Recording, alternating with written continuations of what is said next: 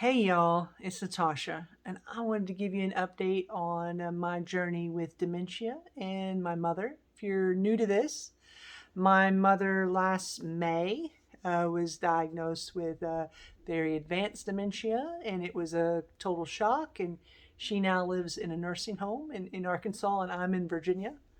And so my only contact with her, not even with her, with others, or when the nurses call me or the activity director to give me updates about what's going on or changes that they're making. And that's been really, it's been pretty tough. For a while, I felt that I had just dropped her off somewhere just to die. And that's not a good feeling. Don't talk to yourself that way. But I talked to myself that way, and I didn't. I had to learn and with my therapist. Let's change the language a little bit. Like I got my mom into a great place where they can care for her as she needs, um, and yes, will she die there? Yes, more than likely, because my mother is now 74. She just had a birthday that she doesn't know that she had a birthday.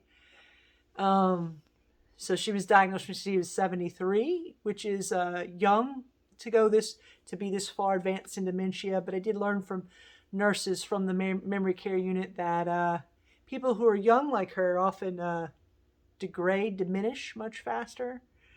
So that's a relief, and then it's not a relief. Um, Gosh, it sucks. It just sucks. So I have been able to find some humor with it all. Which, that sounds terrible, but humor is part of who I am. So I want to tell you a little bit about it. Last fall, later in the fall, early winter, I started getting phone calls about my mom hitting people, being nasty, trying to trip folks, things like that. And gosh, I was like, I'm so sorry. When people would call me, was anyone hurt? I'm so sorry. And then I just decided that my mom was starting a nursing home fight club. And I ordered her some velour, velvety tracksuits, had them delivered to her. I couldn't get her any brass knuckles or anything. And then they would call me and tell me about different things. But what happens with a person with dementia? They're not able to process their feelings. And causes them to be agitated. And I would apologize to nurses who would call me and be like, your mom hit me today. It wasn't like they were tattling on my mom. But they try to adjust the medications as time goes on. So they call and tell you about what's going on and how they're trying to adjust the medications. And gosh, I got a lot of phone calls in in November, December, and it was tough to hear because my mom, that's not who my mom is or was. Um, and then I got a phone call in December that my mom is being diagnosed with terminal agitation, and that's not a singular to dementia. A lot of people in their end stage experience terminal agitation. You're welcome to look it up. And what that is when someone's agitated like she is, they try to determine what's causing the agitation. Is it a UTI? Do you have a fracture in your hip? Or is there some kind of physical internal ailment that's causing the agitation? And they did all that. They've been doing it for a while, adjusting the meds, doing all that, and they can't find anything. So a lot of times terminal agitation is caused by your organs are beginning to shut down. So I imagine that you're having probably chemical imbalances, and you already got a brain that's not working properly. So it's causing you to get more agitated. And I really thought with that call I got in December that my mom was going to die soon. And even though I want her to die soon, it still hurt all the same. And I still want her to die soon. And it still hurts. And, even though I had talked about it, It still hurt. I can't explain it. I'm grieving somebody that's still alive.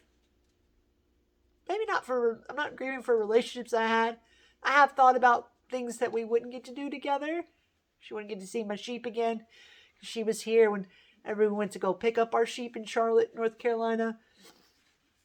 We won't get to do those things. And that's okay. I'm okay with that. I've made peace with that. But I will say, gosh, that isn't my mom anymore. And the latest agitation she's had made me kind of crack up. And fortunately, the nurses have maybe caught on to my humor. Maybe they haven't, and they're like, well, this weirdo we just called. But one of the last calls I got is they were taking her off of something, and they were more sedating her a little bit more. And because of unsafe behavior. And I was like, well, what does unsafe behavior mean? And they said that, well, she had it out for one resident. And I said, well, she probably owed, that resident probably owed my mom money. It's Nursing Home Fight Club.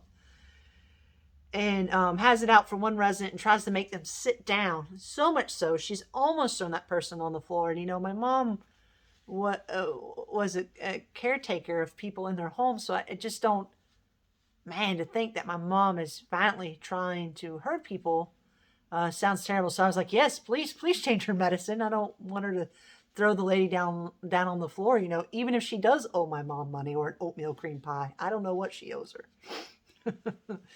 But it's terminal agitation, and my mom is disappearing. And she's just a shell of a person. And gosh, it's hard to hear.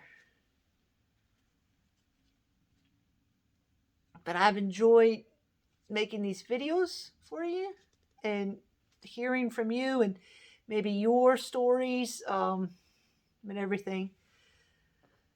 So thank you for listening and being involved in my life. It's really helped me a lot. Bye, y'all.